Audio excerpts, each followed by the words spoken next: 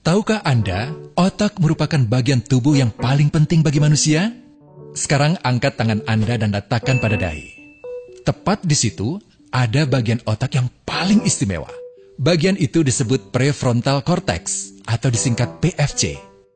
Menurut peneliti otak Jordan Grafman, PFC ini hanya ada pada otak manusia, sehingga membedakan kita dengan binatang. Bagian ini diciptakan dan dirancang khusus oleh Tuhan supaya manusia mampu memilih dan memiliki etika.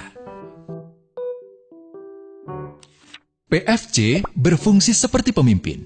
Ia bertanggung jawab untuk berkonsentrasi, memahami benar dan salah, mengendalikan diri, menunda kepuasan, berpikir kritis, dan merencanakan masa depan.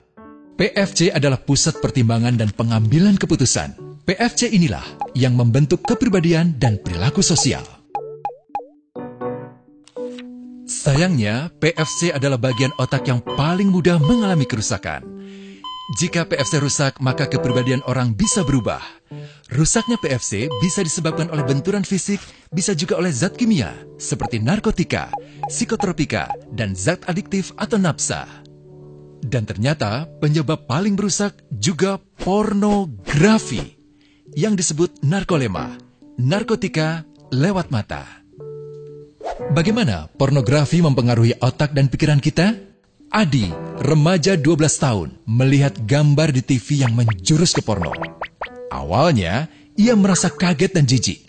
Ini karena sistem limbik di otak Adi menjadi aktif. Sistem limbik mengatur emosi juga keinginan makan, minum, dan berhubungan seksual. Sistem limbik ini kemudian mengaktifkan zat kimia otak bernama dopamin. Dopamin memberi rasa senang, penasaran, sekaligus kecanduan. Zat ini juga aktif jika orang mengkonsumsi nafsa. Oleh karena itu, sifat candu pornografi sama dengan sifat candu nafsa.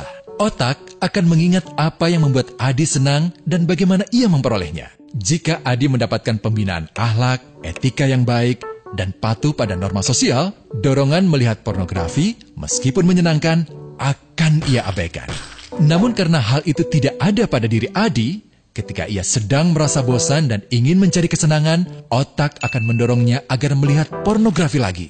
Namun lama-lama, Adi bosan melihat jenis gambar yang sama, dan butuh yang lebih porno untuk memicu rasa senang.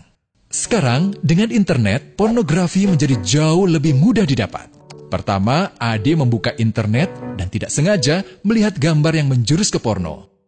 Berikutnya, ia sengaja membuka lagi untuk melihat yang lebih porno. Awalnya melihat yang sedikit terbuka, lama-lama semuanya terbuka. Awalnya melihat 1 menit, lama-lama 1 jam. Adi mengalami kecanduan pornografi. Bagaimana kerusakan PFC akibat kecanduan pornografi? Secara alamiah, dopamin dialirkan dari sistem limbik ke PFC. Orang yang kecanduan pornografi akan mengalirkan dopamin secara berlebihan sehingga membanjiri PFC.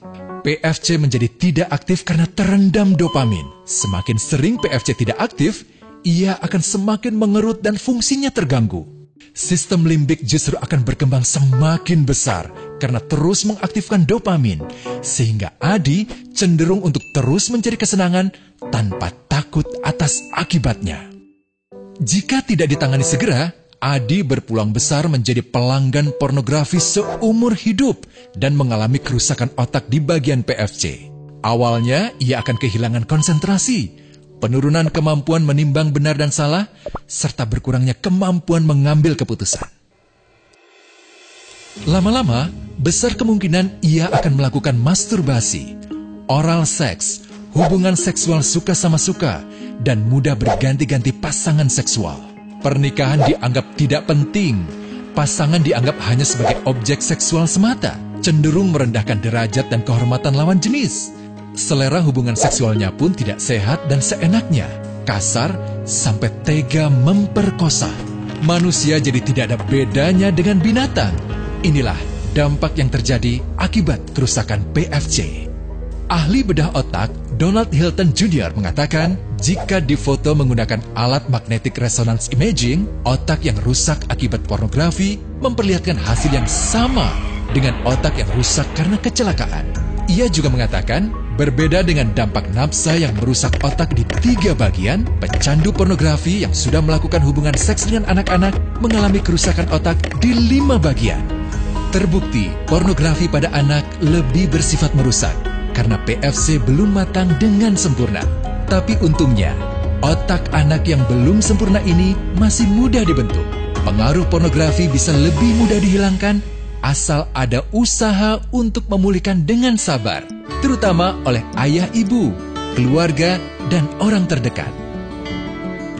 Pelajari bagaimana mencegah dan menangani anak yang terkena pornografi. Mari lindungi generasi kita dari bencana pornografi dan kejahatan seksual.